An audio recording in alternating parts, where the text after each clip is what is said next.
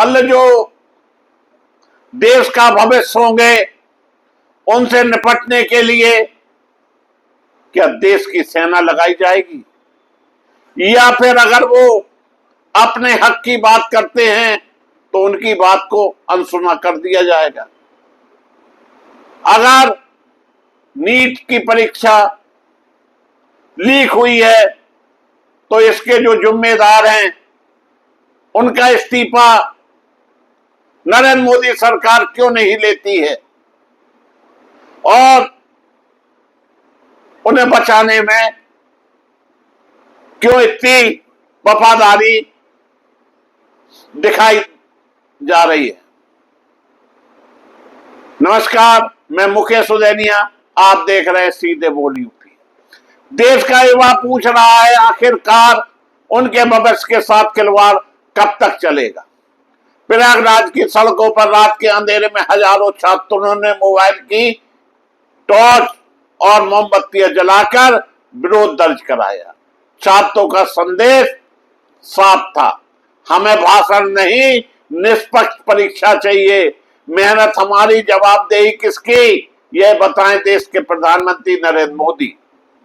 Paper leak बंद करो, भविष्य बर्बाद करना बंद करो, यह उनका संदेश है। आज सवाल सिर्फ नीट का नहीं, आज सवाल पूरे देश की परीक्षा व्यवस्था का है। समाजवादी पार्टी के अध्यक्ष अखिलेश यादव ने तंज कसते हुए पूछा कि क्या अब सेना को ही हर परीक्षा की जिम्मेदारी दी जाएगी? क्या सरकार की संस्थाएं इतनी कमजोर हो गई कि उन्हें संभालने के लिए सेना को आगे करना पड़े? वही लोकतंत्र में विपक्ष के नेता राहुल गांधी लगातार परीक्षा व्यवस्था और कथित पेपर लीक मामलों को लेकर सरकार को निशाना साध रहे।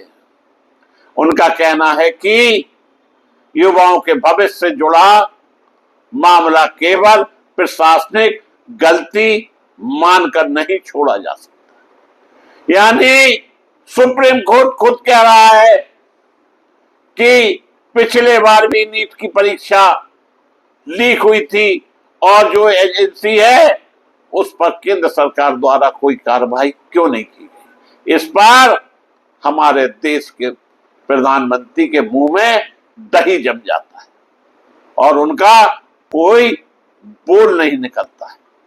कभी वो मन की बात, कभी वो टीवी पे आकर परीक्षा देने के ट्रिक बताते हैं। अब नीट परीक्षा जैसी व्यवस्था लीक हो जाए इस पर नहीं बोलते। लगभग 23 लाख बच्चे का भविष्य खतरे में आ गया।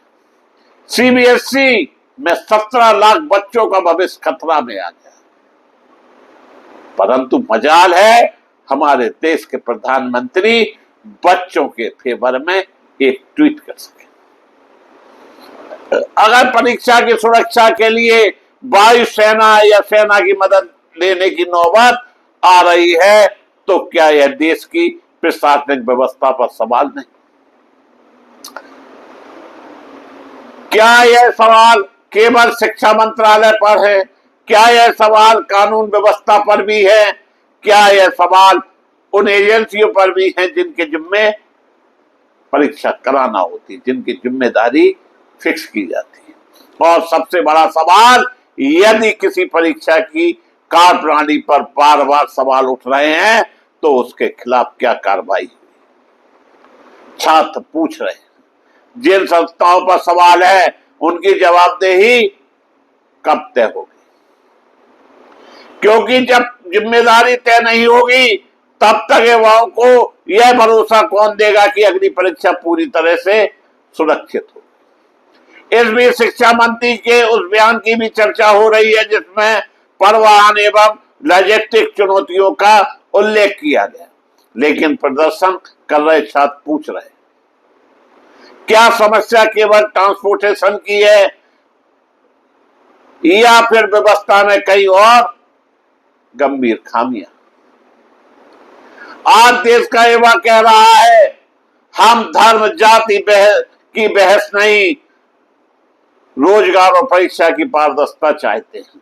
हम नहीं चाहते हिंदू मुस्लिम, हम चाहते हैं कि परीक्षा में पारदर्शिता हो, और जब परीक्षा में पारदर्शिता होगी तो हमारे यहाँ का युवा देश का भविष्य बनेगा।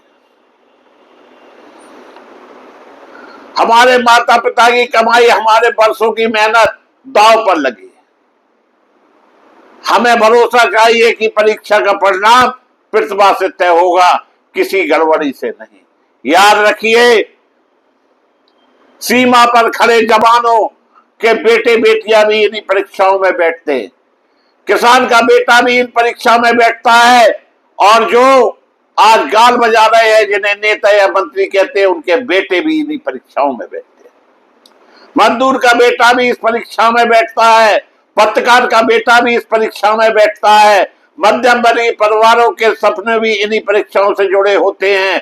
इसलिए यह सिर्फ एक परीक्षा का मामला नहीं, यह करोड़ों परिवार की उम्मीदों का मामला है। और आज देश का युवा सत्ता से सिर्फ एक सवाल पूछ रहा है, आखिरकार जवाबदेही कब तय होगी और भविष्य की गारंटी कौन देगा। यानी जिसे देश का मीडिया कहते हैं,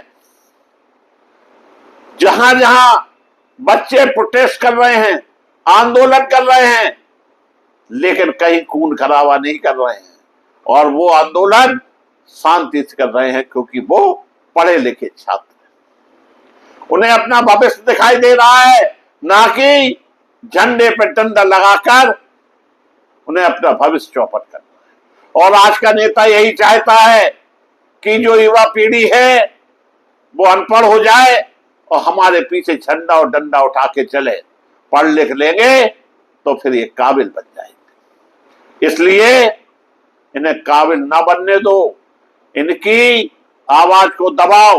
अगर उनकी आवाज को ना दबाया होता तो आज निश्चित तौर पर यह आवाज उठाई जाती और जो जिम्मेदार शिक्षा मंत्री है उनका अब तक इस्तीफा हो गया होता।